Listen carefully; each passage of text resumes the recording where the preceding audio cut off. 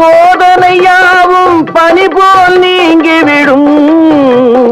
மலை போலே வரும் சோதனையாவும் பனி போல் நீங்கிவிடும்.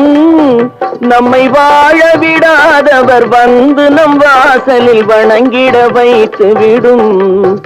நம்மை வாழ விடாதவர் வந்து நம் வாசலில் வணங்கிட வைத்து விடும். செய்த தர்மம் தன்னை காக்கும், தக்க சமயத்தில் உயிர் காக்கும்.